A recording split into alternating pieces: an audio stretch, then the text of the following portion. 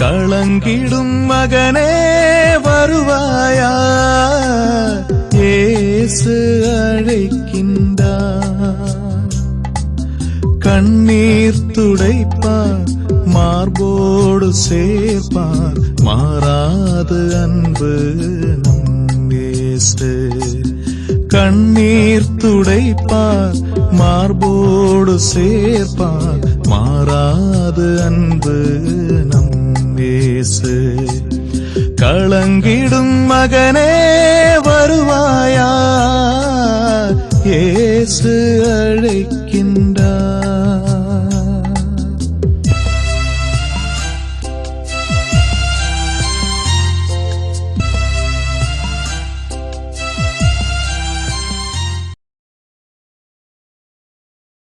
இயேசு கிறிஸ்துக்குள் பிரியமானவர்களே, ஆண்டவராய் இயேசு கிறிஸ்துவின் பரிசுத்தமுள்ள திருப்பெயரிலே நல்வாழ்த்துக்கள். நல்வாழ்த்துக்கள் என்று நான் சொல்லுகிற பொழுது, நமக்காக மரித்து உயிர்த்த இயேசு கிறிஸ்துவனுடைய பரிசுத்த நாமத்திலே வாழ்த்துக்கள். ஹாப்பி ஈஸ்டர் என்று நான் சொல்லுகிறேன். உயிர்த்த இயேசு கிறிஸ்துவனுடைய மகிமையை குறித்து நாம் சிந்திக்கிற நாட்கள் இது. அவரை நாம் வாழ்வாக்கிக் கொள்ளுகிற காலங்கள் இது. பிரியமானவர்களே, அந்த இயேசு கிறிஸ்துவுடைய உயிர்ப்பின் நல்வாழ்த்துக்களை இந்த தொலைக்காட்சி வழியாக உங்களோடு கூட பகிர்ந்து கொள்வதிலே நான் மகிழ்ச்சி அடைகிறேன். Happy Easter, happy Easter. இயேசுவின் உயிர்ப்பின் நல்வாழ்த்துக்களை மகிழ்ச்சியோடு கூட உங்களுக்கு தெரிவித்துக் கொள்கிறேன். பிரியமானவர்களே, ஆண்டவராய் இயேசு கிறிஸ்து உயிர்த்த பின் சில அனுபவங்கள் உண்டு. மதலேன் மரியாளுக்கு சில காரியங்கள் உண்டு. அதே வேளையிலே தன் சீடர்களுக்கு அவர் காட்டிக் கொடுத்த, அவர் சொல்லுகின்ற கருத்துக்கள் வேறு. சீடர்கள், அவரை இயேசு கிறிஸ்துவே நம்பி வந்த சீடர்கள் இயேசு மரித்ததினாலே உள்ளம் கலங்கி போய் கொண்டிருக்கிறார்கள். அந்த வேளையிலே ஆண்டவராய் இயேசு கிறிஸ்து அவர்களுக்கு தோன்றி, உங்களுக்கு அமைதி உரிதாக சொல்லுகிறார். கலங்காதீங்க, அமைதி இருக்கட்டும், சந்தோஷமா இருங்க என்று அங்கு கொண்டு வருகிறார். இதோ நான் மரித்தேன், உயிர்த்தேன், வாழ்ந்து கொண்டிருக்கிறேன் என்று அவருடைய காயப்பட்ட தழும்பு கைகள் எல்லாம் அவர் காட்டினார். வாழ்ந்து கொண்டிருக்கிறேன் என்று காட்டினார். அமைதி உறுதாக சொன்னார். தன்னுடைய அது உறுதிப்படுத்த முடியாத காயங்களை அவர் காட்டினார். அது மட்டுமல்ல, அவர் சொல்லுகின்ற காரியங்களை பார்க்கணும். ஆண்டவராய் இயேசு கிறிஸ்து உயிர்த்த பின் தன் அன்பு சீடர்களுக்கு சொன்னது, உலகெங்கும் சென்று படைப்புக்கெல்லாம் நற்செய்தி அறிவிங்கள் சொன்னார். உலகம் என்று சென்று படைப்புக்கெல்லாம் நற்செய்தி அறிவிங்கள் சொன்னார். பயங்கரமான கருத்து. அதோடு கூட அவர் சொன்னார், எங்கெல்லாம் நீ நற்செய்தி அறிவிக்கிறீர்களோ அங்கெல்லாம் உடனிருந்து அரும் அடையாளங்களால் வார்த்தைகளை உறுதிப்படுத்தும் சொன்னார். ஒவ்வொரு கருத்தும் அந்த உயிர்த்தெழுதுக்கு பின்னாடி அந்த சீடர்களுக்கு பெரிய பெரிய காரியங்களை உண்டு பண்ணியிருக்கும். இது நான் கொண்டு வருகிற பொழுது அன்புக்குறவுகளை, இயேசு உயிர்த்த பின் அவர் சொல்லுகின்ற, கட்டளை கொடுக்கின்ற ஒரு வார்த்தை தான், படைப்புக்கெல்லாம் சென்று நற்செய்தி அறிவுங்கள், உலகம் எங்கும் சென்று நற்செய்தி அறிவுங்கள், இறையரசை பற்றி நற்செய்தி அறிவுங்கள் என்று சொன்னார். இந்த இறையரசை பற்றி நற்செய்தி அறிவுங்கள் சொல்லுகிற பொழுது என் அன்புக்குறவுகளை நாம் பார்க்கணும். அது அவருடைய திட்டமும் செயல்பாடுமாய் இருக்கிறது. அவருடைய திட்டமும் செயல்பாடுமாய் இருக்கிறது. நான் இதை நினைக்க போது பார்க்கணும், நற்செய்தியை அறிவிக்கிறது அவருடைய திருவிழம், சித்தம், திட்டம். எல்லா மக்களுக்கும் நற்செய்தி போகணும். அப்படித பவுல் வலியா சொல்லும் போது, எல்லா மக்களும் மீட்பு பெறும் உண்மையை அறிந்துணர வேண்டும் என்று அவர் விரும்புகிறார். எனவே எல்லா மக்களுக்கும் நற்செய்தி போகணும். நற்செய்தி அறிவிப்பதனால் தான் மக்கள் அவர் நம்புவார்கள், கிறிஸ்துவனை வருவார்கள் என்று. என் அன்பு கருவுகளை, இயேசு உயிரோடு கூட இருக்கிற பொழுது தன் சீடர்களுக்கு சொன்னார், நற்செய்தி அறிவிங்கன்னு சொன்னார். உயிர்த்த பின்னாடியும் அவர் நற்செய்தி அறிவின்னு சொன்னார். இந்த நற்செய்தி அறிவிப்பு தான் மிக முக்கியமாய் இருக்கிறது. இந்த நாட்களில் நற்செய்தி அறிவிக்கின்ற காரியங்களை பார்க்கிற பொழுது நான் அடிக்கடி சொல்லுவேன், அநேக முறை சொல்லியிருக்கிறேன் நற்செய்தியை மேன்மை குறித்து. என்ன இயேசு கிறிஸ்துவினுடைய உள்ளார்ந்த ஆதாங்கம் அது. அதைத்தான் நான் தூயாவிக்குள் கொண்டு வந்து சொல்லுகிறேன். கடந்த நாட்களிலே சில சகோதர சகோதரிகள் சொன்னார்கள், பிரதர் உங்களுடைய புத்தகம் நல்ல பயனுள்ளா இருந்து, விசேஷமாக இந்த தவக்கால போட்டிருக்கிற இந்த புக்கம் சிலுவையின் மேன்மை அல்ல இயேசுவின் ரத்தம் என்றது ரொம்ப ரொம்ப ரொம்ப ரொம்ப அருமையா இருந்தது பிரதர் சொன்னாங்க. படிச்சேன், எல்லா புக்கும் நான் படிப்போம், நல்லா பயனுள்ளதா இருக்கும். நான் சொன்னேன், அவர்களுக்கு சொன்னேன், புக்கெல்லாம் தவறாமல் படிக்கிறீர்கள், நல்ல பயனுள்ளதா இருக்குன்னு சொல்லுகிறீர்கள். நீங்கள் எவ்வளவு பேருக்கு இந்த புத்தகத்தை வாசகராக்கி இருக்கிறீர்கள், புத்தகத்தின் வாசகராக்கி இருக்கிறீர்கள் என்று சொல்லுகிற பொழுது தலையை குனிந்து கொள்வார்கள். சொல்ல முடியலை. என் அன்புக்குரியவர்களே, நான் ஆண்டுடைய திருவுளத்தையும் அவர் செயல்பாட்டுகளையும் குறித்து நான் சிந்திக்கிற பொழுது, தியானிக்கிற பொழுது பெரிய ஒரு காரியமா இருக்கிறது. இந்த புத்தகத்தை எழுதுகிற பொழுது நான் ஆண்டவர் சொன்னார், வெளியே சந்தாவை குறிப்பிட வேண்டாம், யாருடைய நீ பணம் கேட்க வேண்டாம், நானும் மக்களுடைய உள்ளத்தில் பேசி கொடுக்க செய்வேன் சொன்னார். இறைவனுடைய சித்தம் திட்டம் கடந்த 30 வருடமாக அது அற்புதமாக நடைபெற்றுக் கொண்டிருக்கிறது. இந்த காலகட்டங்களிலே இன்னும் வல்லமையாக அவர் செயல்படுகிறார். இந்த நற்செய்தி அறிவிப்பு காரியங்களிலே,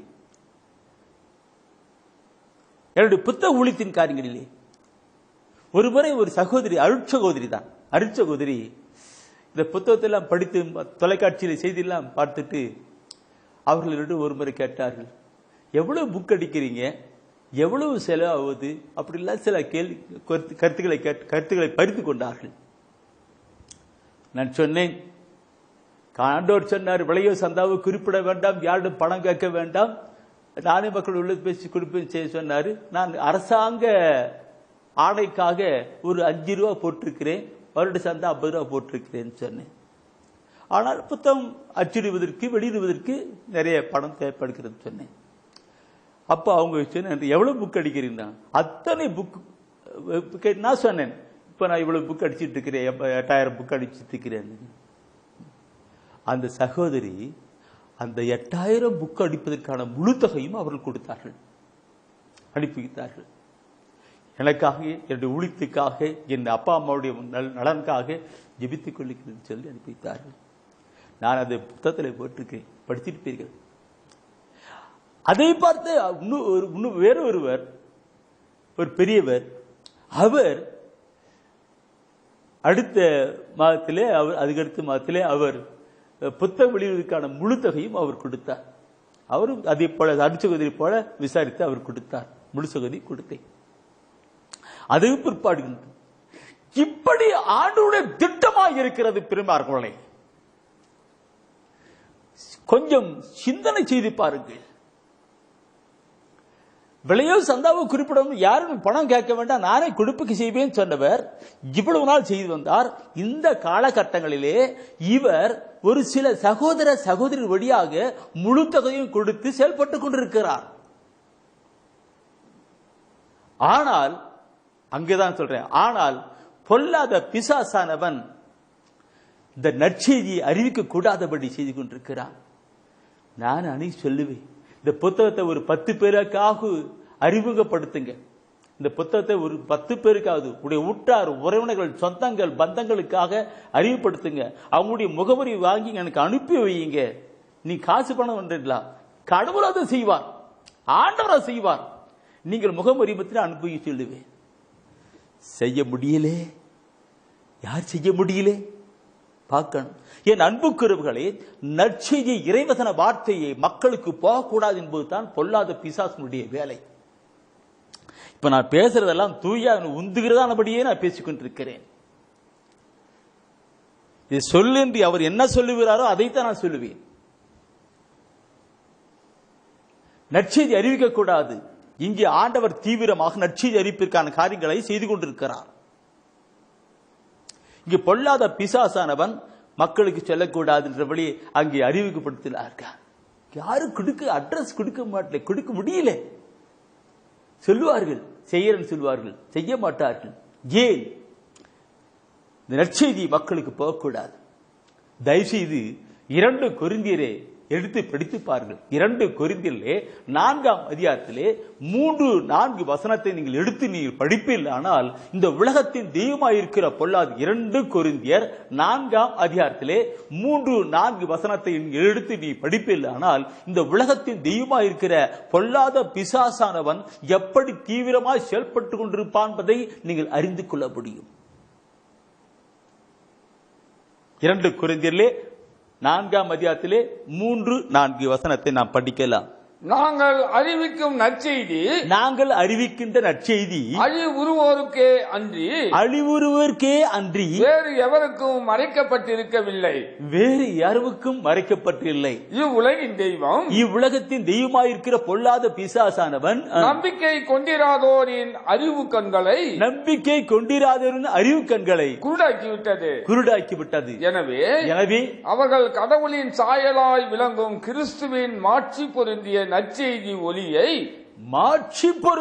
கிறிஸ்துவின் மாட்சி பொருந்திய நற்செய்தி ஒளியை காண முடிவதில்லை. இவ்வுலகத்தின் பொல்லாத பிசாசன், தெய்வமார்க்க பொல்லாத பிசாசன் அப்படி செய்து கொண்டிருக்கிறான். என் அன்புக்குறவுகளை பார்க்கணும். நான் மிகவும் துக்கப்படுவேன்.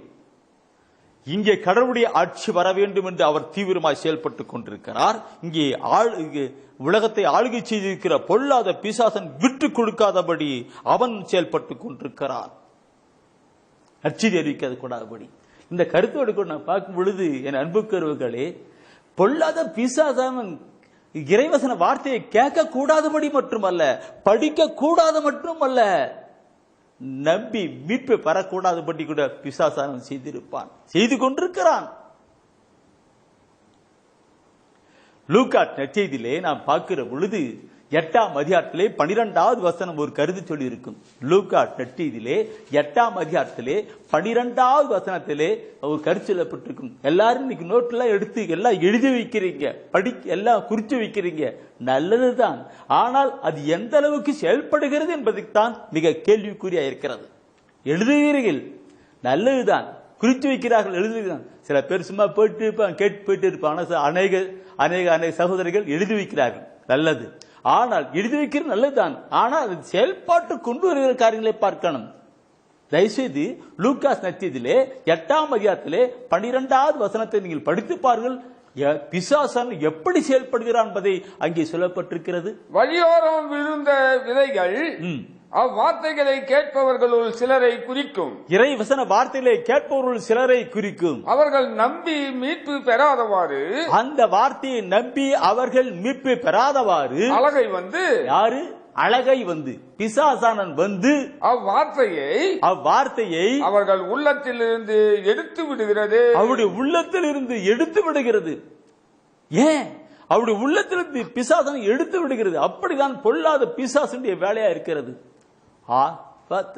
பிரியமானவர்களே, இங்க ஆண்டவர் வந்து விலையோ சந்தாவை குறிப்பிட வேண்டாம், மக்கள் பேசி நான் கொடுப்பேன் சொல்லி அதற்கான முழு தொகையெல்லாம் கொடுக்க செய்து வந்து கொண்டே இருக்கிறார். நீ அடிச்சு மக்களுக்கு கொடுன்னு சொல்லி கொண்டிருக்கிறார். நானும் மக்களுக்கு சொல்லுகிறேன், மக்களே, அன்பான சகோதர சகோதரிகளே, உங்களுடைய முகவரி அனுப்புங்க, உங்களுடைய சொந்தக்கார முகவரி அனுப்புங்க, அவங்களுக்கு எல்லாம் புக் அனுப்பி வைக்கிறேன்னு சொல்லுகிறேன். ஆண்டவர் சொல்லிக்கிட்டு இருக்கிறார், செஞ்சிட்டு இருக்கு, ஆனா செய்ய முடியல. ஏன்? சிந்திக்கணும் சகோதரமே, சிந்திக்கணும். ஏதோ உலகப்புறமான காரியங்கள். எனக்கு என்னமோ தூயாவியான உந்துகிறதானபடித்தான் இந்த ஒரு கருத்தை நான் சொல்ல வந்து விட்டேன். இந்த கருத்துக்களை நான் பார்க்கிற பொழுது என் பிரியமானவர்களே, இன்னும் ஆண்டுடைய உயிர்த்தெழுதலை குறித்து நான் பார்க்கிறது எத்தனை காரியமா இருக்கும். சாதாரணமாக இந்த கருத்துக்களை பார்க்கும்போது எப்படி இருக்கும்? நான் ஒரு நாள் இந்த பைபிளை படிக்கிற பொழுது புனித பவுலடிகள் சொல்லுவார் பிலிப்பியரிலே 3ஆம் அதிகாரத்திலே 8வது வசனம் சொல்லுவார். அவர் புனித பவுல் இன்னைக்கு உயிர்த்தெழுதின் வல்லமையை இயேசு உயிர்த்தெழுந்தார், ஹாப்பி ஈஸ்டர்னு சொல்லிவிட்டோம். அந்த கருத்துக்களை அப்படியே கொண்டு வந்து நான் கொண்டு வருகிறேன் உங்க மத்தியிலே. புனித பவுலடிகள் அங்கு சொல்லுகிற கருத்து மிக அருமையான கருத்து. அந்த பிலிப்பியர்ல 3ஆம் அதிகாரத்தில் 8, 9, 10, 11 வசனம். அது 8வது வசனத்தை நீ படிச்சு பாருங்க. அவர் சொல்லுவாரு, உண்மையில் என்னை பொறுத்த மட்டில் என் ஆண்டவராம் கிறிஸ்து இயேசுவை பற்றிய அறிவே நான் பெரும் ஒப்பற்ற செல்வம். பெறுகின்ற ஒப்பற்ற செல்வம். இதன் பொருட்டு மற்ற எல்லாவற்றையும் இழப்பாக கருதுகிறேன். அவர் பொருட்டு அதன் பொருட்டு நான் அனைத்தையும் இழந்து விட்டேன். எல்லாவற்றையும் இழந்து விட்டேன். கிறிஸ்துவை ஆதாயமாக்கிக் கொள்ள எல்லாவற்றையும் குப்பையாக கருதுகிறேன். அந்த 8வது வசனத்தை நான் அப்படி சிந்து பார்க்கணும் பிரியமானவர்களே. இந்த வசனம் ஒவ்வொரு கருத்தையும் சிந்தித்து பார்த்தனாக்க அவர் எப்படி இருந்தார், எல்லாவற்றும் குப்பையாக்குறது கிறிஸ்துவை ஆதாயமாக்கிக் கொள்ள எனக்கு எப்போ இப்படி பேசுறாரு, என்னத்துக்கு எப்படி இப்படி பேசுறீங்க, எல்லாம் குப்பை. எனக்கு பைபிள சொல்லப்பட்டிருக்கும், உலகமெல்லாம் நீ ஆதாயமாக்கிக் கொண்டாலும், உலகத்தை எல்லாம் உனக்கு ஆதாயமாக்கிக் கொண்டாலும் உன் ஆத்மாவுக்கு கேடு ஏற்பட்டால் என்ன பயன் என்று சொல்லப்பட்டிருக்கிறது.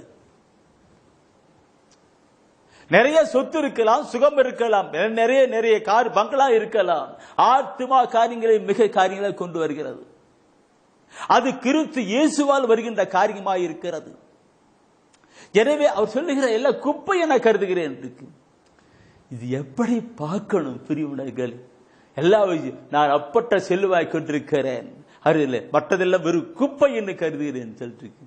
அப்படின்னா அவருடைய சொத்து சுகத்தை எல்லாம் தெரியல, அப்படியே கண்டு போயிட்டிருப்பார், ஆண்டவருக்காக தட்டிருப்பார். அது சிந்தித்தாவே பயங்கரமான, அது 8வது வசனம் பயங்கரமான ஒரு கருத்தா இருக்கும். என் அன்புக்குறளே, அந்த கருத்தோட கூட பண்ணும்போது பிலிப்பியர்ல அந்த 10, 11 வசனம் 8 வசனம் படிச்சீங்க இல்லவா, 8 படிச்சீங்க இல்லவா, இப்போ 9 விடுங்க. 9 சாதாரணமான கொள்ளுபட்டு அது 10, 11 வசனத்தை படிங்க. அது படி. கிறிஸ்துவையும் அவர் தம் உயிர்த்தெழுதலின் வல்லமையும் அறியவும், கிறிஸ்துவையும் அவர் உயிர்த்தெழுதலின் வல்லமையை அறியவும், அவருடைய துன்பங்களில் பங்கேற்று சாவில் அவரை ஒத்திருக்கவும் விரும்புகிறேன். சாவில் அவரை ஒத்திருக்கவும் விரும்புகிறேன். அப்பொழுதுதான் நானும் இறந்தோருடன் உயிர்த்தெழ இயலும். அப்பொழுதுதான் நானும் உயிர்த்தெழ இயலும் சொல்லப்பட்டிருக்கிறது. என் அன்புக்குறளே, இந்த வசனத்தை நாம் ஒட்டி பார்க்கிற பொழுது 8வது வசனம், இதற்காக நான் எல்லாவற்றையும் இழப்பாக கருதுகிறேன், எல்லாவற்றையும் இழப்பாக கருதுகிறேன், எல்லாம் குப்பை என கருதுகிறேன் சொல்லுகிறார். காரு பங்களா எதுவா இருந்தாலும் அதெல்லாம் ஒண்ணுமில்ல, அந்த உயிர்த்தெழுதலின் காரியங்கள் தான் அறிவித்து அவரோடு போறத்தான் இருக்கும். இன்னைக்கு நிறைய எவ்வளவோ செத்து வச்சிருக்கலாம். யார் எதையும் மேலே யார் எல்லாம் எடுத்துட்டு போறாங்க, யார் எதை எடுத்துட்டு போறாங்க, ஒண்ணுமில்ல, அவுட் இல்லைங்களா, ஒன்றுமில்ல, அவ்வளவு விட்டு போயிட்டு இருக்கு. நிறைய சொத்து இருக்கலாம், சுகம் இருக்கலாம், பணம் இருக்கலாம், அதெல்லாம் இருக்கலாம். இந்த உயிர் மூச்சு போன பின்னாடி என்ன யாருக்குன்னு இருக்கு, ஒன்றுமே இல்லை. அதனால குறித்து அந்த கிறிஸ்து உயிர்த்தெழுதல் குறித்து அவர் சொல்லுகிற பொழுது சொல்லுகிறார், கிறிஸ்துவையும் அவர் உயிர்த்தெழுதலின் வல்லமையையும் சொல்லுகிறார். வல்லமையையும் அறியவும் அவருடைய துன்பங்களை பங்கேற்று சாவில் அவரையும் ஒட்டிருக்கவும் விரும்புகிறேன் சொல்லார். அவரோட விருப்பம் இருக்கு, சாவில் அவரோட இருக்கு. என் அன்புக்குறவர்களே, பார்க்கணும். இன்னைக்கு நான் இதை பார்க்கிற பொழுது, கருத்துக்கள் நான் பார்க்கிற பொழுது, ரோமர் புத்தகத்திலே ஒரு கருத்து இருக்கும். ரோமர் புத்தகத்திலே 6ஆம் அதிகாரத்திலே ஒரு 5வது வசனம், அது திருமுழுக்கை குறித்து சொல்லுகின்ற ஒரு கருத்தாக இருக்கின்றது. திருமுழுக்கில் சொல்லப்படுகின்ற ஒரு கருத்தாக இருக்கு. 6ஆம் அதிகாரத்திலே 5வது வசனம் சொல்லப்பட்டிருக்கும், அவர்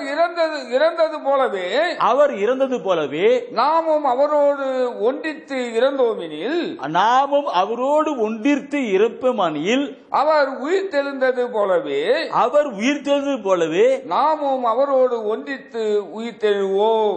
நாமும் அவரோடு கூட உயிர்த்தெழுவோம் சொல்லப்பட்டிருக்கு. அவரோடு இருக்கும் பார்க்க கருத்து இருக்கு. இது ஒரு திருமுழுக்குன்னு ஒரு அமைப்பில கொண்டு வந்துட்டு இருக்கிறாங்க. ஆனா அது சடங்காச்சாரம் முடியல, அப்படியே போயிட்டு இருக்குது. உள்ளத்தின் ஆழத்திலே கொண்டு வருகிற ஒரு கருத்தா இருக்கணும், ஒரு கருத்தா இருக்கணும். பிரியமானவர்களே, என் அன்புக்குறவுகளே, இதை நான் சொல்லுன்னா பயங்கரமா சொல்லுகின்ற இந்த உயிர்த்தெழுதல் இருக்கு. இந்த உயிர்த்தெழுதல் பார்க்கிற பொழுது ஆண்டவராக இயேசு கிறிஸ்து தன்னுடைய சீடர்களை அழைத்து அவர் சொல்லுகிற பொழுது சொன்னார் என்று, மரித்தோரை உயிர்த்தெழுங்கள், இறந்தோரை நோய்களை குணமாக்குங்கள், அற்புதம் செய்யுங்கள், அதிசயம் செய்யுங்கள், இறந்தவர்களை உயிர்த்தோடு கூட எழுப்புங்கள் சொல்லிட்டு அல்ல அவர் சிலர் அனுப்பிப்பார், எழுப்பிப்பார்.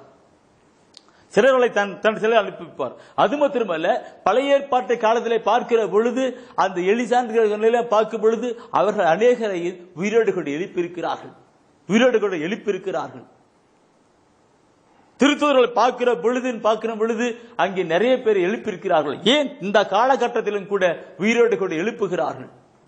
உயிரோடு கூட எழுப்புகிறவர்கள். அன்னைக்கு லாசரை கடவுள் உயிரோடு கூட எழுப்பினார், மரித்த லாசரை உயிரோடு கூட எழுப்பினார். அடுத்த காலகட்டம் என்ன? அவன் இறந்து போனான். ஆனால் இங்கே ஆத்ம சரீரத்தோடு கூட மேலே போக வேண்டிய காரியம் தான். இதுதான் உயிர்த்தெழுதலின் வல்லமையா இருக்கிறது. உயிர் பெற்றாங்க, செத்து போன உயிர் பெற்றான், வாழ்ந்தான் ஒரு குறிப்பிட்ட காலம், திருப்பும் அவுட். என் அன்புக்குறவர்களே, இதனை பார்க்கிற பொழுது வசனம் ஒவ்வொரு இறைவசன வார்த்தை ஒவ்வொன்று பார்க்கிற பொழுது திருப்பாடலே 89வது திருப்பாடலே 48வது 89வது திருப்பாடலே 48வது வாசம் சொல்லுகிறது, என்றும் சாவை காணாமல் இருப்பவர் எவர்? என்றும் சாவை காணாமல் இருப்பவர் எவர்? பார்த்து எனக்கு சாவே எனக்கு இருக்கா, எனக்கு சாவே இல்லையான்னு சொல்றது யாராவது உண்டா?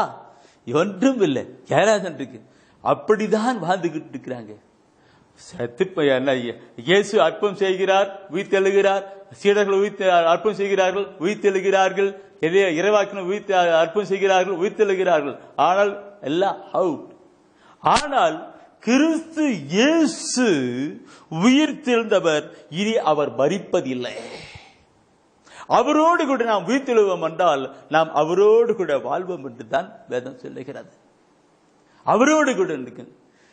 அந்த பொழுது ஆண்டவராக இயேசு கிறிஸ்து உயிர்த்தெழுதலுக்கு அந்த வசனம் ஒவ்வொரு வார்த்தையும் சொல்ல, ஆண்டவராக இயேசு கிறிஸ்து அந்த உயிர்த்தெழுகிற பொழுது நடக்கின்ற ஒரு நிகழ்வு இருக்கும்பா, அது பார்க்கணும் பயங்கரமா இருக்கும். மத்தேயுவிலே பார்க்கிற பொழுது 27ஆம் அதிகாரத்திலே 52, 53 வசனத்தினை படிக்கிற பொழுது நீ பார்ப்பில்லைனால் அந்த உயிர்த்தெழுதல் வல்லமை என்று பார்க்கிற பொழுது அந்த கருத்தை கூட நான் கொண்டு வருகிறேன். பார்க்கணும். ஆண்டவராக இயேசு கிறிஸ்து கல்லறையிலிருந்து உயிர்த்தெழுதுகிற பொழுது அந்த கல்லறை எல்லாம் பிளக்கப்படுகிறது. இயேசுடைய அடக்கம் செய்யப்பட்ட கல்லறை எல்லாம் பிளக்கப்பட்டு கடந்து வருகிறது. அப்பொழுது அந்த அதாவது இடி வந்து எப்படி எல்லாம் உள்ள போகுது, அது மாதிரி இருக்கும்போது பக்கம் இருக்கிற கல்லறைகளை கூட எல்லாம் உயிர்த்தெழுகிறார்கள் என்று அந்த வசனம் சொல்லப்பட்டிருக்கிறது. கல்லறையில் திறந்தன இறந்த இறை மக்கள் பலரின் உடல்கள் உயிருடன் எழுப்பப்பட்டன சொல்லப்பட்டிருக்கிறது. என் அன்புக்கருவுகளே, நாம் இந்த காலகட்டத்திலே கடந்து வரும். நம்முடைய ஆத்மாவும் நம்முடைய சரீரமும் பரலோகத்துக்கு மேலே உயிர்த்தெழப்பட வேண்டும். திருச்சியை சார்ந்த ஒரு சகோதரன் சென்னை மருத்துவமனையிலே, அப்போலோ மருத்துவமனையிலே ஐசியூ வார்டிலே மரண படுக்கையிலே இருந்து கொண்டிருக்கிறார். இந்த சகோதரனுக்காக அந்த குடும்பத்தார் ஜெபிக்கிறார்கள், அவருடைய உற்றார் உறவினர் ஜெபிக்கிறார்கள், இன்னும் அநேக ஜெபித்துக் கொண்டிருக்கிறார்கள். அந்த சகோதரன் உண்மையாகவே அருமையான ஆண்டவருடைய விசுவாசி. ஆண்டவர் அவருக்கு முன்னால் தன் உயிர்த்தெழுதலை காட்டினார். அற்புதமாக அவன் அந்த நேரத்திலே அவன் சுகம் பெற்றான் என்று ஆண்டவர் வெளிப்படுத்தி இருக்கிறார். நான் ஏன் சொல்லுகிறேன் என்றால், இயேசு ஆண்டவர் மரித்து உயிர்த்து வாழ்ந்து கொண்டிருக்கிறவர்.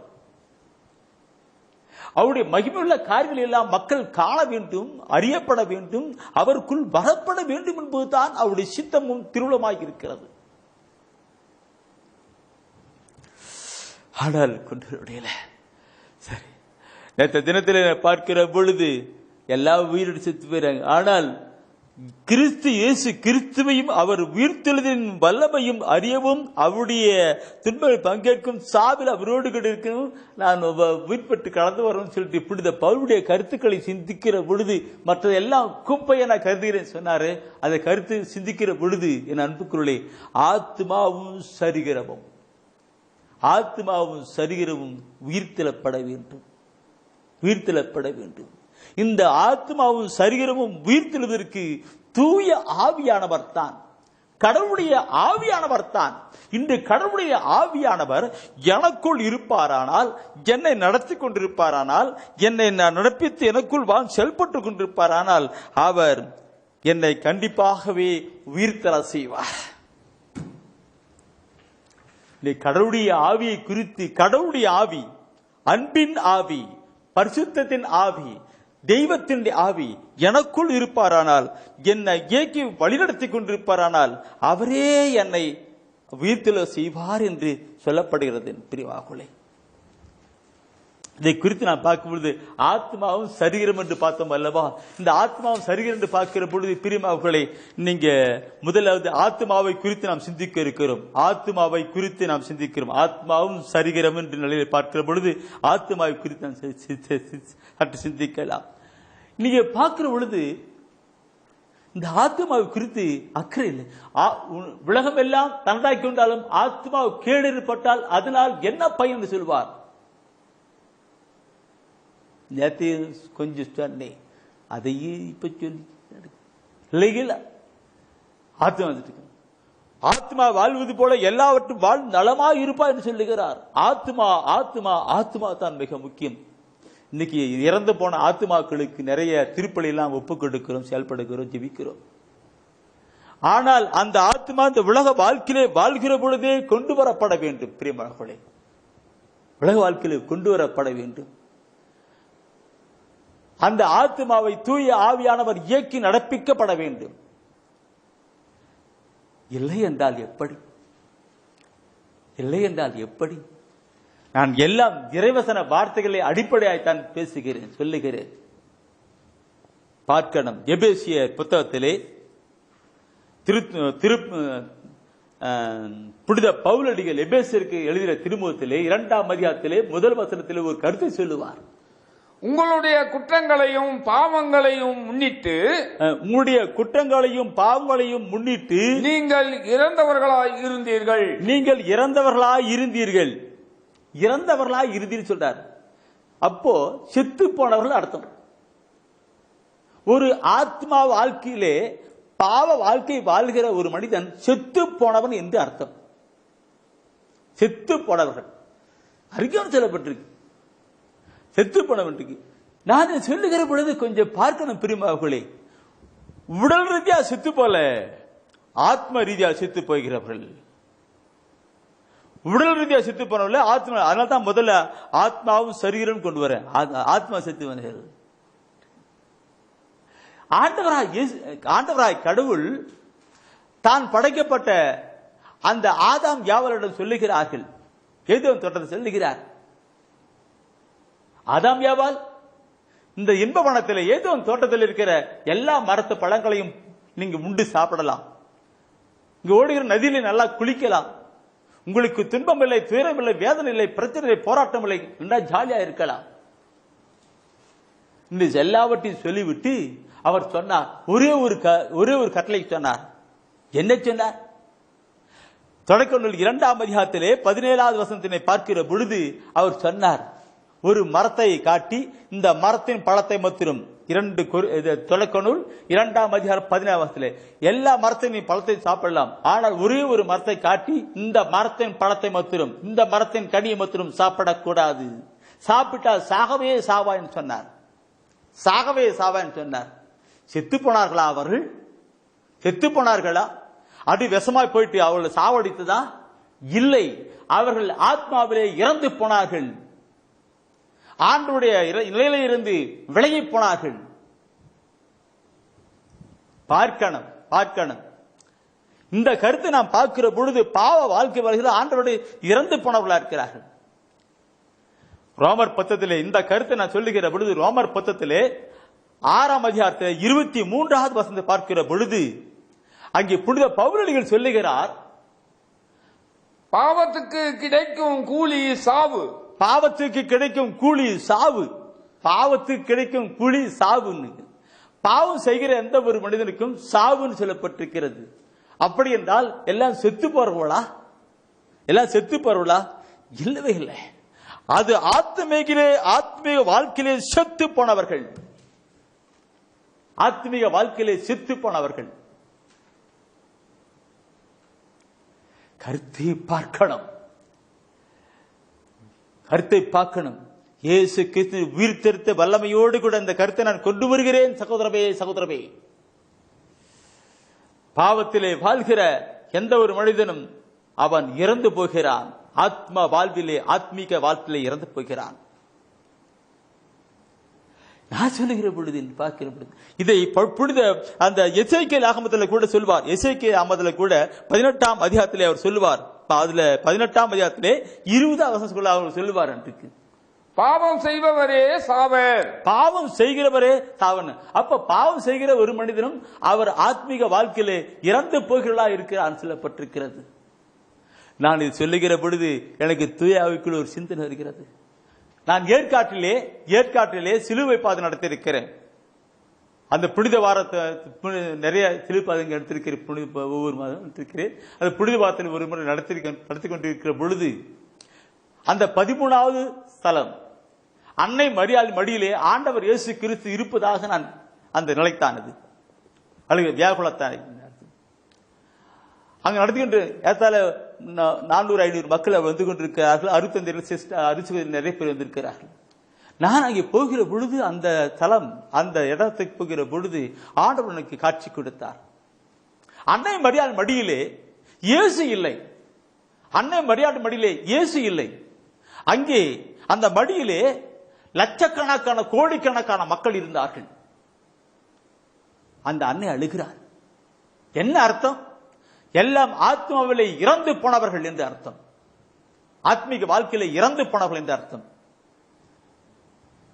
அதை நான் அங்கே சொல்லி கொண்டு வருகிற பொழுது அநேகர் கண்ணீரோடு அருத்தந்தர்களும் அருச்சகோதரர்கள் எல்லாம் கண்ணீரோடு கூட சகோதரர்கள் எல்லாம் கண்ணீரோடு கூட அன்னை மரியாதையோடு கண்ணீரோடு ஜெபித்தார்கள். அந்த மக்களுக்கு இந்த வரை பார்த்திருப்ப அவளுக்கு தெரியும்.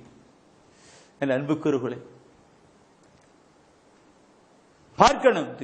அன்னைக்கு யூதாரி மகன் வருகிற பொழுது அவருடைய தகப்பனா சொல்லுவது கருத்து என்ன? என் மகன் இறந்து போயிருந்தான் உயிர் பெற்று தான் சொல்லுகிறார். இறந்து போயிருந்தான் உயிர் பெற்று வருகிறான். அந்த இறந்து போயிருந்தான் உயிர் பெற்று வருகிறான் போது என் அன்புக்குறவளே சிந்திக்கணும். பாவத்திலிருந்து மறுபடியும் வருகிறதான் உயிர் பெறுதல் ஆயிருக்கிறது. பாவத்திலிருந்து கண்டூர்தான் உயிர் பெறுதா இருக்கிறது. ஒவ்வொரு கருத்துக்களையும் சிந்திக்கணும். இன்று நம்முடைய சமூகத்திலே எவ்வளவு மக்கள் எப்படி வாழ்ந்து கொண்டிருக்கிறார்கள்? ஆத்மீக வாழ்விலே இறந்து போய் கொண்டிருக்கிறார்கள். இந்த இயேசு கிறிஸ்து உயிர்த்தெழுதலின் வல்லமையை குறித்து நாம் சிந்திக்கிற பொழுது பாரமாக இருக்கிறது. பார்க்கணும். என் அன்புக்குறவர்களே, திருவெளிப்பாட்டிலே 3ஆம் அதிகாரத்திலே இந்த கருத்தை நான் கொண்டு வருகிறேன் பாருங்கள். திருவெளிப்பாட்டிலே பைபிளுடைய கடைசி பகுதி தான் திருவெளிப்பாடு. அந்த திருவெளிப்பாட்டிலே முதல் அதிகாரத்திலே 3ஆம் அதிகாரத்திலே முதல் வசனத்திலே ஒரு கருத்து சொல்லி இருப்பார். உன் செயல்களை நான் அறிவேன். உன் செயல்களை நான் அறிவேன். நீ பெயரளவில் தான் உயிரோடு இருக்கிறாய். நீ பெயரளவில் தான் உயிரோடு கூட இருக்கிறாய். உண்மையில் இறந்து விட்டாய். உண்மையில் நீ இறந்து விட்டாய். பெயரளவில் தான் உயிரோடு கூட இருக்கிறாய். நீ நடமாடுகிற ஒரு புனமையா என்று சொல்லிக் கொடுக்கிறார். பாவ வாழ்க்கையில் உன் செயல்களை நான் அறிவேன். நீ பெயரளவுத்தான் உயிரோடு கொண்டு இருக்கிறாய். இந்த கருத்துக்களை ஒவ்வொன்றும் சொல்லிக் கொடுக்கிற பொழுது எத்தனை இருக்கும்? என் அன்புக்குறவுகளே, நம்முடைய வாழ்க்கையிலே தூய்மை கடந்து வர வேண்டும். பாவ வாழ்க்கையிலே வாழ்ந்து கொண்டிருக்க கூடாது. அவர்கள் பாவ வாழ்க்கையிலிருந்து ஆத்மாவால் இருந்து உயிர் பெறப்பட வேண்டும் என்று தான் சொல்லுகின்றது. எனவே தான் புனித யோவான் தன்னுடைய திருமுகத்திலே சொல்லுகிறார். தன்னுடைய திருமுகத்திலே யோவான் தன் திருமுகத்திலே 1 யோவானிலே 1 திருமுகத்திலே 3ஆம் அதிகாரத்திலே 3வது வசனத்திலே அவர் சொல்லுகின்ற கருத்தை நீ படிக்கணும். பைபிள்ல சொல்லப்பட்டிருக்கிற வசன வார்த்தை எடுக்கணும். பிரியமானவர்களே, இந்த இறைவசன வார்த்தை எடுக்காமல் நாம் எங்கேயோ எப்படி இருந்து போனால் எப்படி அந்த அவருடைய வழியிலே போக முடியும்? அந்த விண்ணக வழியிலே எப்படி போக முடியும்? அவரை அழித்து அவர் வாழ்க்கையை கடந்து எப்படி போக முடியும்? 1 யோவான் 3ஆம் அதிகாரத்திலே 3வது வசனம் சொல்லுகிறது, அவரை எதிர்நோக்கி இருக்கிற அனைவரும் அவர் தூயவராய் இருப்பது போல் அவர் தூயவராய் இருந்தது போல தம்மையே தூயவராக்க வேண்டும். தூயராக்க வேண்டும் என்று புரிஞ்சுட்டு என் அன்புக்களே, தன்னையே தூயராக்க சொல்லிருக்கு. அப்பதான் உயிர்த்தெழுதல் காரியங்கள் கடந்து வர முடியும். அப்பொழுதுதான் உயிர்த்தெழுதல் காண்பிக்கும். உயிர்த்தெழுதல் வல்லமை குறித்து நான் சொல்லுகிற பொழுது என் அன்புக்குறளே பார்க்கணும். நான் சொல்லுகிறது ஆத்மாவும் சரீரமும், இந்த ஆத்மாவும் சரீரத்துக்கும் உயிர் பெற செய்வது ஆவி, கடவுளுடைய ஆவி. எனவே தான் புனித பவுலடிகள் இந்த திருப்பாடலாசிரியர் சொல்வார். திருப்பாடலாசிரியர் தாவீது பாவம் செய்கிறார்.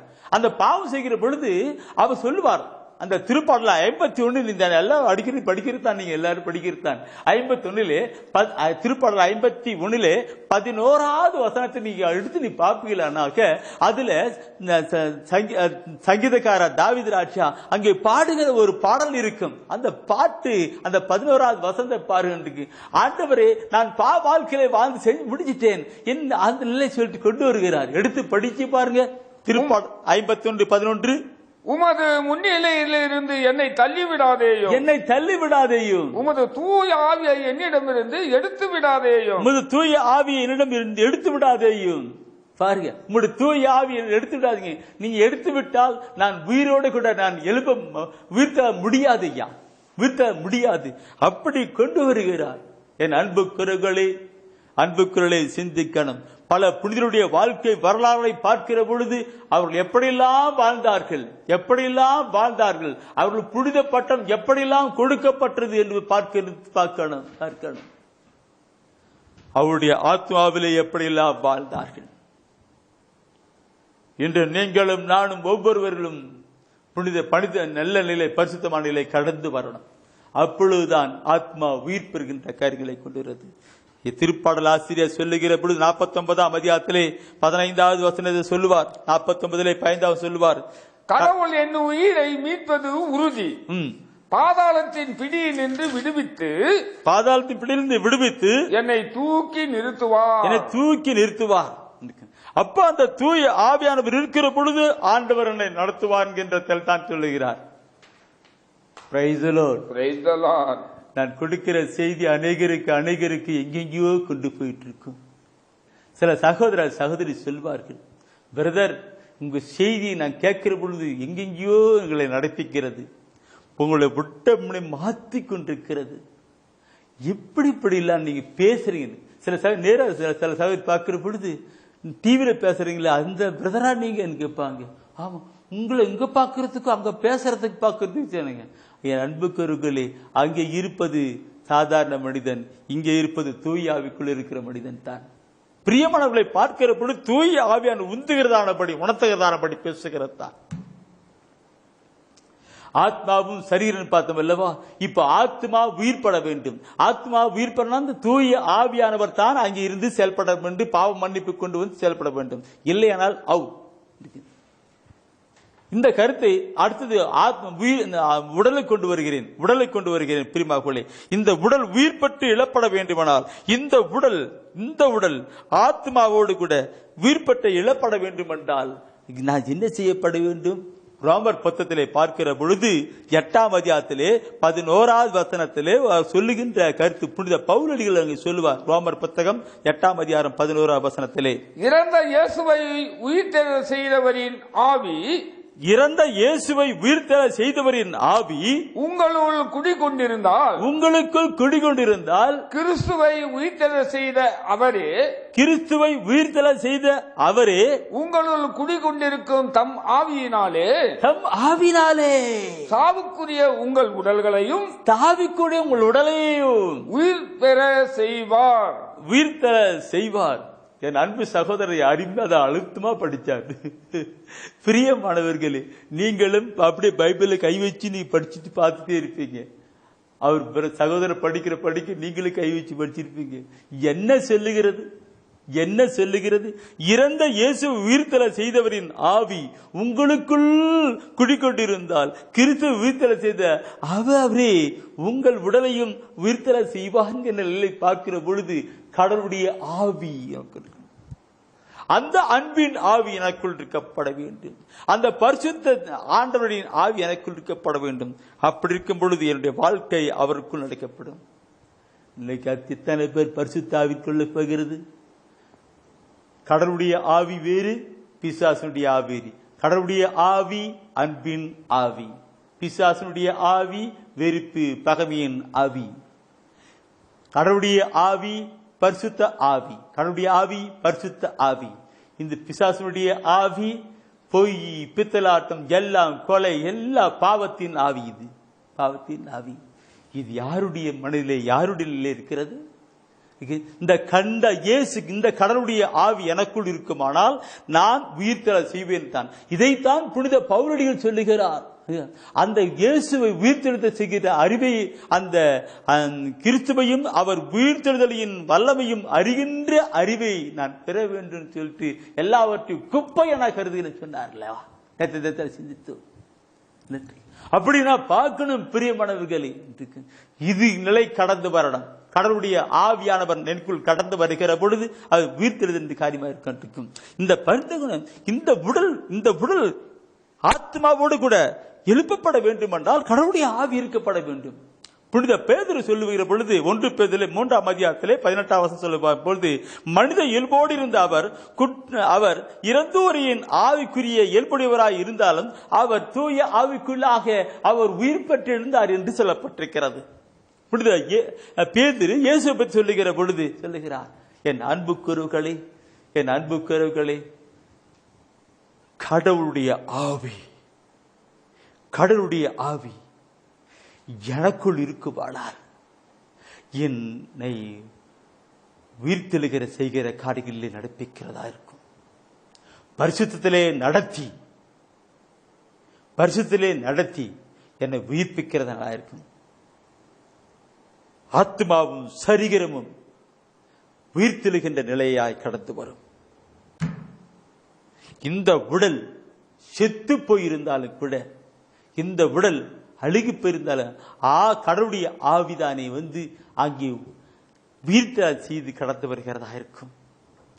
சக்கரையாசில் சொல்லுகிற பொழுது 4ஆம் அதிகாரத்திலே 6ஆம் வசனத்தை எல்லாருக்கும் நீங்க படிச்சிருப்பீங்க, சொல்றது பண்றீங்க. அவர் சொல்லுகிறது என்ன?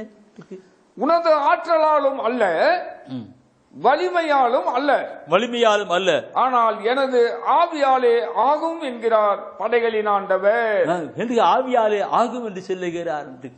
என் கடவுளுடைய ஆவியாலே எல்லாம் ஆகும் சொல்லுகிறார். ஒரு மனிதனை உயிரோடு கூட எழுப்புகின்ற காரியங்கள், ஆத்மாவும் சரீரத்தோடு கூட எழுப்புகின்ற காரியங்கள், உயிர்த்தெழ செய்கின்ற காரியங்கள் ஆண்டுடைய ஆவினாலே ஆகும் என்று நிலை கொண்டு வருகிறது. பிரிவாகுலே மரித்து வரையும் செத்து போன உடலை உயிரோடு கூட எழுப்புகிறது.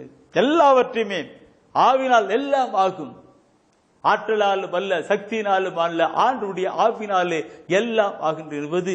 அங்கே அந்த ஒவ்வொரு வசனம் பட்டுக்கும். எனவே புனித பவுலடிகள் சொல்லுகிறான் போது அவர் சொல்லுகின்ற அந்த 8 பண்ணி ரோமல் படிச்சும் அல்லவா, இறந்த இயேசுவை உயிர்த்தெழ செய்தவரின் ஆவி உங்களுக்குள் இருந்தால், அந்த எல்லா வல்ல செய்கிற ஆவியானவர் உங்களுக்குள் சேர்ந்தால் உங்களையும் உயிர்த்தெழ செய்வார். நம் ஒவ்வொருவரையும் உயிர்த்தெழ செய்வார் என்பது தான் கருத்தா இருக்கிறது. இது நான் ஒரு கருத்து உடலை, அந்த செத்து போன உடலை சொல்லுகிற பொழுது என் அன்புக்குள்ளே ஒரு சின்ன ஒரு கருத்தை நான் கொண்டு வருகிறேன். உதாரணத்துக்கு சொல்லுகிறேன் பிரிமாவுக்குள்ளே, செத்து போன உடல் என்று சொல்லுகிற பொழுது உடல் உறுப்பு அதெல்லாம் செத்து போயிருந்தாலும் கூட அதிலே கடவுளுடைய ஆவியானவர் வந்தால் ஆட்டோமேட்டிக் உயிர் பெறும் என்கிற நிலையிலே கொண்டு வருகிற ஒரு சின்ன ஒரு கருத்து கொள்கிறேன். ஆபிரகாம் அவருடைய மனைவி சாரா, அவர்களுடைய உறுப்புகள், உடல் உறுப்புகள் எல்லாம் இறந்து போயிருந்தது. கருவுறுவதற்கான நிலை இல்லாமல் இருந்தது. ஆனால் கூட அங்கே அவர் கருவுட்டார் என்று பார்க்கிறோம். நீங்க ரோமர் 4ஆம் அதிகாரத்திலே 19, 20, 19 வசனத்தை பார்க்கும் பொழுது 19, 20, 21 வசனத்திலே பார்க்கிற பொழுது அந்த ஆபிரகாம் சொல்லுகின்ற ஒரு கருத்தா இருக்கும். ரோமர் 4, 19, 20 குறிச்சுக்கிடுங்க, படிங்க. அப்ப பார்க்கிற பொழுது தமது உடல் உறுப்புகளும் இறந்து போயிருந்தது. அவருக்கு சாரால் அவருடைய கருப்பையினுடைய உறுப்புகளால் செத்து போயிருந்தது. ஆனால் கூட ஆணுடைய வார்த்தையினாலே அங்கே சொல்லப்பட்ட வார்த்தையினால உயிர்பட்டு எழுதப்பட்டிருக்கிறது. இதை கேட்டுக்கொண்டிருக்கிற என் அன்பு சகோதரவே, நம்முடைய ஆத்மாவையும் சரீரத்தையும் உயிரோடு கூட எழுப்புகிறவர் கடவுளுடைய ஆவியானவர். அதுதான் புனித பவுல் சொல்லுகிறார். அந்த வல்லமையை, அந்த ஆவியை அறிந்து கொள்ளுகிற ஆற்றலை பெறுவதற்காக அவரோடு கூட இறந்து அவரோடு கூட உயிர்ப்பதற்காக நான் மற்றது எல்லாம் குப்பை என கருதுகிறேன் சொல்லியிருக்கிறார். ஒரு நிமிடம் கண்களை மூடி ஒப்புக் கொடுக்கலாமா? என் அன்புக்குரியவர்களே, இந்த உலகத்திலே வாழ்கிற நாம் ஒன்றுமே இல்லை. இந்த உயிர் தெளிந்த நாட்களை சிந்தித்து பாருங்கள். ஒன்றுமே இல்லை.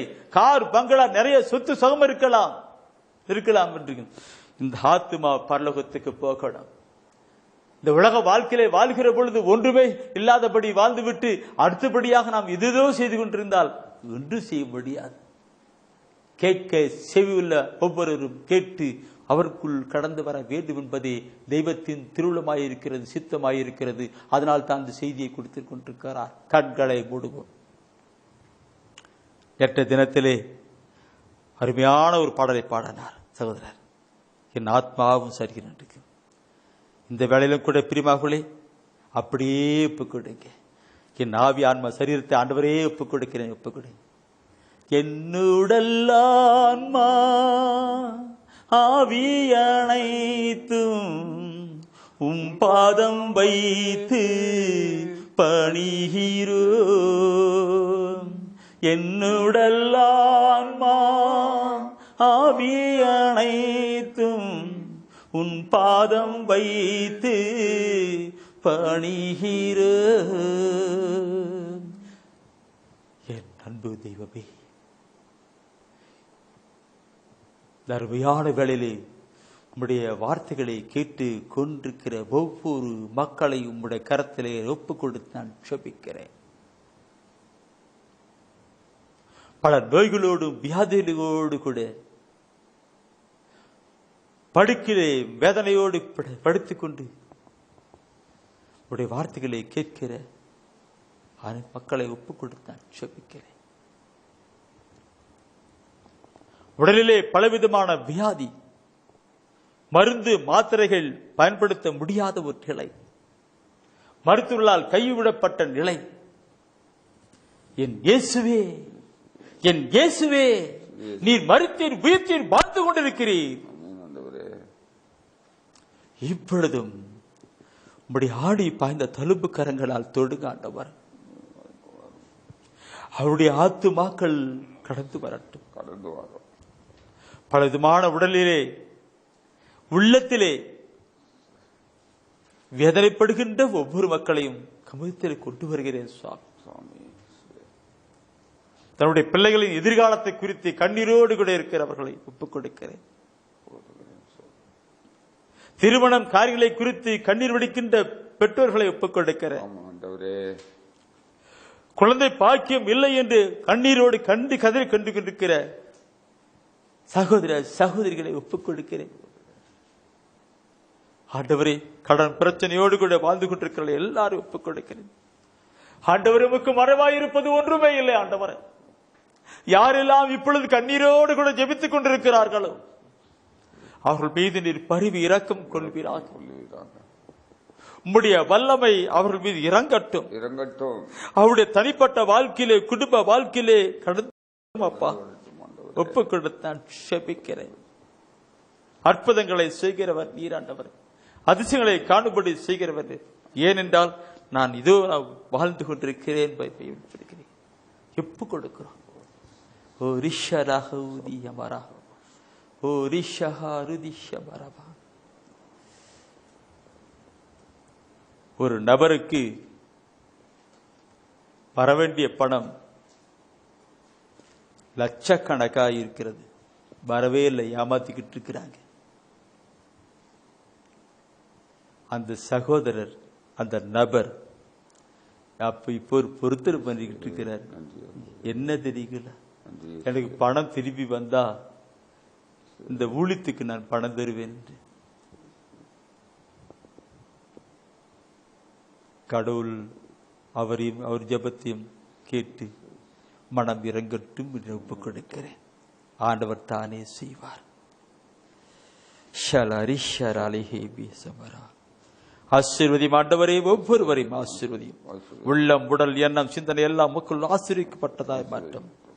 எங்களுக்காய் மரித்து வைத்து வாழ்ந்து கொண்டிருக்கிற இயேசு கிறிஸ்துவின் பரிசுத்த திருப்பெயரிலே என் பிதாவே, ஆமென். அரியே வாழ்க, ஆண்டவரும் உடனே, பெண்களிலே நீர் பேரு பெற்றீரும், மகனும் வாழியவே. பரிசுத்த மரியாயே, எங்கள் பரமனின் தாயாரே, பாவிகள் எங்களுக்காய் பரமனை மன்றாடும். இப்போதும் நீர் மன்றாடும், எப்போதும் நீர் மன்றாடும். தீமைகள் நெருங்கையிலே பரமனை மன்றாடும். மரணம் வருகையிலே எம்மை தாங்கும் அம்மா.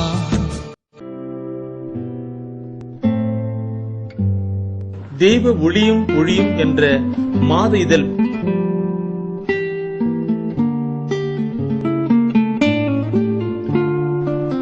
எமது டிவைனைட் ஊழியத்தின் வழியாக வெளியிடப்படும் தெய்வ ஒளியும் ஒளியும் என்ற மாத இதழ் பெற வேண்டும் என்றால் சரியான முகவரியை அனுப்புங்கள். புத்தகங்கள் அனுப்பி வைக்கின்றோம்.